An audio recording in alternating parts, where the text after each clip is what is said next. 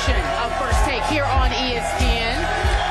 If you follow us on ESPN2, you know we have a new home for game day. Cleveland is hyped, as you should be. I'll give it up for you guys, as you should be. Okay, so on behalf of Skip Bayless and Stephen A. Smith, I'm Carrie Champion, and this is First Take. We welcome you. Thank you so much for being here. Skip, would you like to address this crowd? I would. I just want to say thank you, Cleveland, for showing us so much love and so much support. Love.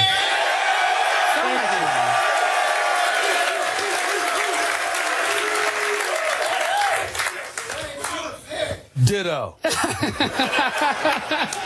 Obviously, we're talking all things Game 4, so let's get to it. Game 4 tonight, 9 o'clock, ABC. Apparently, some say it is a must-win game for the Warriors. Obviously, the Cavs are up 2-1. And now the Golden State Warriors are favored by 3 points, Skip. Earlier today, though, it was 2.5. I think oddsmakers in Vegas, apparently, according to you, they listened to you. I had an impact. You had an impact, and now the Golden State Warriors are favored by 3. Who wins the game tonight, my friend?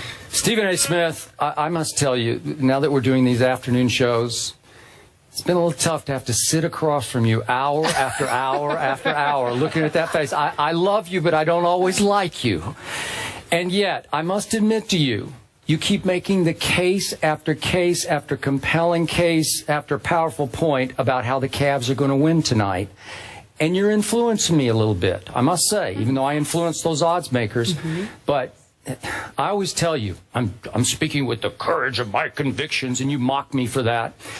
I'm not speaking now with the courage of my convictions. I'm a little shaky about Golden State winning tonight. And I have swung from Golden State's going to sweep after Kyrie went down, start the parade in the Bay Area, to, after what I've seen the last couple of games, does Golden State really have a chance in this series? Seriously, that's where my heart is right now. I think Golden State will win tonight. I know you guys don't want to hear that here unless we have some Golden State fans, but I don't know. That's fine. You should boo it. Obviously, Golden State badly needs to win tonight. I am sure of one thing. You will see energy and urgency and intensity from the Golden State Warriors you have not seen since Kyrie went down at the end of Game 1. And I'm pretty sure you're going to see the MVP tonight, because I think Steph Curry, who owes his team a game tonight, will set an early tone. He will pick back up where he left off in the fourth quarter the other night, and you have made the point to me that might have been a dangerous thing to let him unleash like that in the fourth quarter for the Cavaliers. I think we won't see Steph shooting those indecisive out-of-rhythm shots against Delhi. But in this case, I also think we better see the Golden State coach do some coaching. I think that Steve Kerr is on something of a hot seat now. It's starting to heat up underneath Steve Kerr. And I, for one, want to see maybe a strategic brainstorm or two from him. I don't want to see Golden State allow LeBron James to walk the basketball all the way up the floor and all the way into the lane and shoot a shot at the end of the shot clock. LeBron James has owned the pace of this series. That cannot continue tonight, or Golden State is going to fall behind 3-1. And I will remind you, no team has ever come back from 3-1 down in a finals. So in the end, I'm going to say that Golden State will increase the pace. Do you realize in Game 3 the other night, Golden State had 4 fast break points and Cleveland had 5. 5-4 Cleveland and fast break. That's absurd that you could hold the Golden State Warriors to 4 fast break points. If that happens, we're looking at 31. When they averaged 21 during the regular season. 21. Thank you. You did your homework for this show. That's good. For once, right? I'm kidding. I'm going to say Golden State hits the century mark for the first time tonight in regulation. I'm going to go 100-95 Golden State, and we will have a great series. Right on cue. Couple of points to make. Of course I do my homework because Skip Bayless doesn't sit on. That's a fact. That is a fact. Number 2, and more importantly, the Cleveland Cavaliers will win tonight's game. They will be up 3-1. They will be up 3-1 in this series after tonight. And Tuesday night, Game 6 next week, the Cleveland Cavaliers in the city of Cleveland will be celebrating its first NBA championship.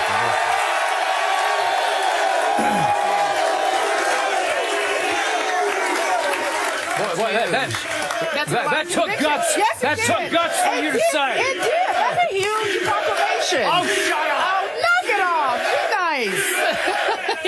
Well, let's keep in mind that I did say this in Oakland. You did. Okay, and let's keep in mind also that although there was extreme trepidation to the point where I damn near was close to changing my pick because Kyrie Irving went down, what I have seen in this series has alarmed me considerably. LeBron James averaging 41 and 12 and 8 is one thing. LeBron James doing so, averaging 47 minutes per game, is cause for concern. I think it's one of those situations when you look at Golden State, you're saying to yourself, desperate times are going to have to call for desperate measures. I think you're going to see them insert David Lee. I think you could potentially see Andrew Bogut and David Lee in the lineup at the same time because Andrew Bogut, whereas a liability offensively, can give you something defensively, and David Lee can give it to you offensively. But in the end, regardless of whether it's Bogut and Lee, whether it's Harrison Barnes and Draymond Green, you still haven't shown me that you have an answer for LeBron James. And I'm not talking about LeBron James just because he's averaging 41. I'm talking about LeBron James, who's literally controlling the series with the palm of his hands. He is dictating pace. He is attacking the hole. And listen, let me tell you something right now about LeBron James. LeBron James is one of those dudes, from what I'm told, the same equipment, I mean, everything that you can muster, that you have at a team facility, he has in his house. This man takes incredible care of his body. All the hard work, all the sacrifices, all the goals, all the promises to this city, to the Northeast Ohio, and beyond. You're 2 victories away from a championship, and a Golden State team that has no experience is going to get in the way of that.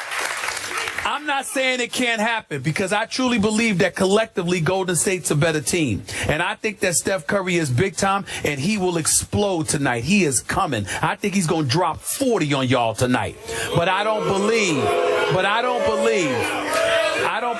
it's going to be enough. Do you want the show? Then listen. You can cheer. You ain't going to hear me. Listen up. Steph Curry is coming. I'm not playing. This is not a joke. This dude is not somebody that plays above the rim that you could clip him at the knees. You understand? Or you can get physical with him. He can literally stand 30 feet away from the basket and eat you alive. And as you alluded to, Steph Curry got hot not in the first quarter, but in the fourth quarter. All right? So the next time we're seeing him is when he's fresh off of 17 points in the fourth quarter. I think that's dangerous. And I think as a result, it's going to require the greatness of LeBron James to ward that off. But he's King James. And if anybody can ward it off, it will be him. It's going to take him to deliver the goods, but he will deliver. LeBron James, whether it's 40, 12, and 8, or whether it's 30, 15, and 8, LeBron James is going to come through tonight because he recognizes a 2-2 tie with 2 games in Golden State, potentially, it's not to the benefit of the Cleveland Cavaliers. It will jeopardize everything he has worked for. I simply don't believe that a team devoid of anybody on its roster with a championship pedigree can derail the destiny ride that LeBron James appears to be on. I'm rolling with King James.